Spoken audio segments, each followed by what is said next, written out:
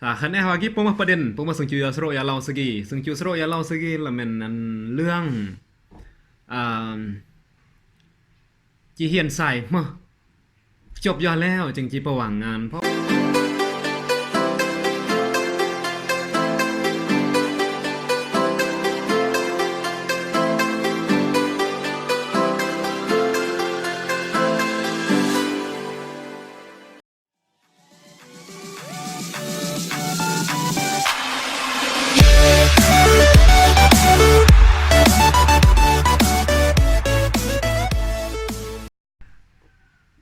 สมัยเลอะยำสรวด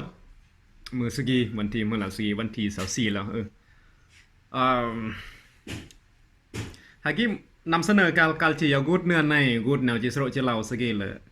จีนำเสนอระยะเนี่ยระยะเปียดระยะเปียด4 มือมะมงคลแต่งหากี้ระยะเปียดหากี้ระยะเปียดระยะเปียดลือเลยเหมือนลักษณะแบบนี้ระยะเปียดลือแบบนี้ก็เมื่อมูลมรดกที่ต้องตกทอดที่ต้องรักษาอุ่นต่อยอด GPR ละจากแบบกี้นะรักษาอุ่นคันนี้ฮากี้ผมมาประเด็นผมมาสึงจูสโรยาเล่าสกีสึงจูสโรยาเล่าสกีละมันอันเรื่องจีเฮียนใส่มาจบยอดแล้วจึงจีประหว่างงานเพราะว่าก็โมเดลมากๆคนนี่ก็น้องเมื่อบันน้องยึดติดแนวความคิดหรือวันเลาะตระกัดสาเฮียนจบกับเรานี่ไปเฮียนจบกับเรานี่เฮียนจบกับเปิดเวียกแต่งในกี้ถือว่ารวมทางยงมะรวมทางเยก้อนเลยมาว่าเมื่อแนวความคิดซึ่งยึดติดดับกล่องสมองนะกลายเราภาษาอังกฤษเรามา mindset เลยนะเราสาเฮียนกับเรานี่ไปเฮียนกับเรานี่ความจริงกับปุ่มความจริงก็แนวว่าก็ต้องวิธีแก้ไขก็คือถ้าว่าที่การได้ที่เห็นนี่หมายความว่าได้ต้องเนื่องการว่าต้องจินตนาการหรือว่าวิชั่นวิสัยทัศน์เราเฮียนจบแล้วเดจิสามารถได้แต่งเมิดเบิดแน่ได้ต้องเลือกสายการจิเฮียนแน่นอนก็นี่ต้องมาปัจจัยสำคัญโดยเฉพาะครอฟากจรอนักเรียนม.7ที่กำลังจะจบไปไว้กี่ปี2018-2019กี่พยายามค้นคว้าส่วงกี่เราเฮียนจบแล้วจะเฮียนมาเนอะเฮียนจบแล้วจะเฮียนมาโอจียแนะนำประมาณ2สายเราเฮียนจบแล้วจีประวางงานแน่ต้องสัญญาเราซะเฮียนจบแล้วตอนเฮียนต้องตั้งใจเฮียนอันเก่งคนที่เก่งนี่ยอดละเมอนี่ประหยัดประหารแล้วก็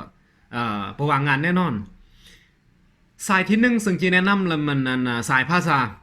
ทุกๆภาษาอาจจะมาภาษาโดยเฉพาะภาษาอังกฤษภาษาจีนเกาหลีญี่ปุ่น4 ภาษาตะกี้เลือกเรียนไม่เมื่อก็เบื่อ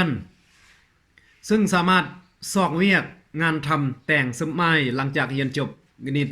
แน่นอนแน่นอนอันที่1นะสายภาษาสายภาษาอาจจะมาภาษาเมื่อสังกันเลอะสังโอเราใน4 ภาษาภาษาอังกฤษก็เลอะก็ถือว่าน้องเมื่อภาษากลางได้โลกอยู่ภาษาจีนก็เลอะติดเรื่องการค้าเรื่องเมื่อจีนกุดตลาดพวกเมื่อธรรมดาก็นี่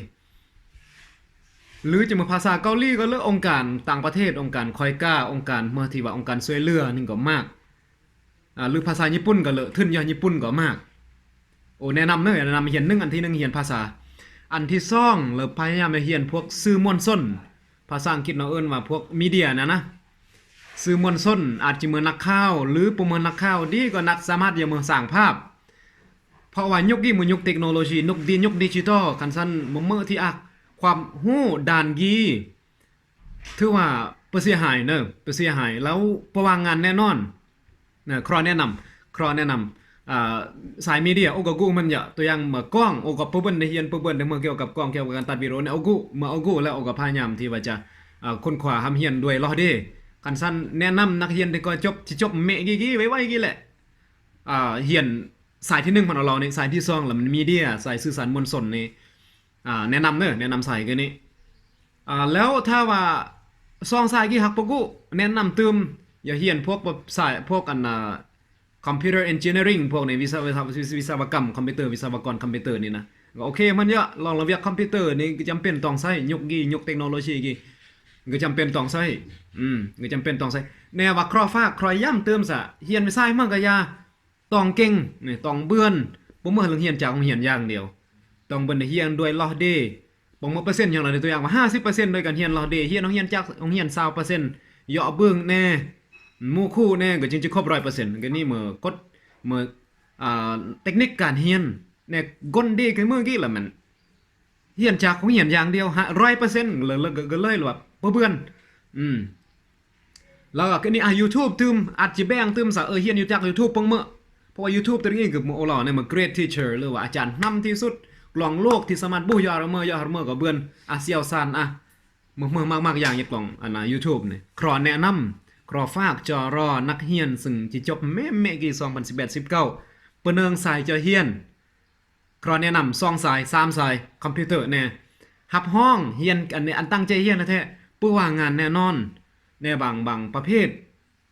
ตัวอย่างว่าอย่าเรียนคู่ตัวอย่างว่าสิคู่บางคู่ตัวอย่างว่าคู่ภาษาลาวบ่คู่มื้อนี้อัน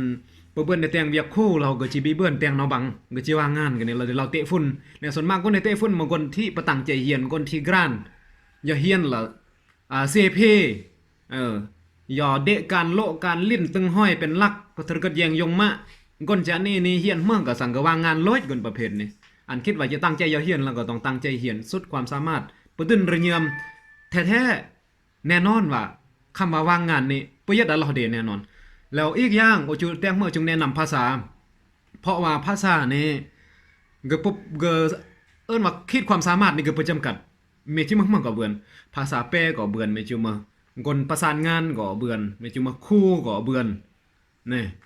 หรือว่าจะเรียนต่อต่างประเทศก็เบือนคันซั่นคนที่เบือนเปรียบก็คือคนที่เบือนภาษาคนที่เบือนภาษาเหมือนซึ่งกนมันถึงมึงซ่องล่างนะมันซ่องกนเรื่องเบิ่นไว้ภาษาได้เบิ่นซ่องนี่ได้เบิ่นเปรียบเหมือนต้องมือก่อนซ่องกนอันบ่เข้าใจจานี่เด้อขอฝากเด้อเอาเป็นว่าบ่มาซ่องซ้ายเอาเป็น3ซ้ายซะเนาะสังโอแนะนำซะกี้คิดว่าก็จะพลเลอะต่อรอนักเรียนซึ่งกำลังสิจบไปไว้ยี่2018-19นักเรียนม .7 แล้วก็ตะนึงสัจจะเรียนต่อมื้อขอฝาก3หัวข้อซะกี้อันที่1มันเนี่ยมีเดียซองเหมือนเรียนเป็นภาษา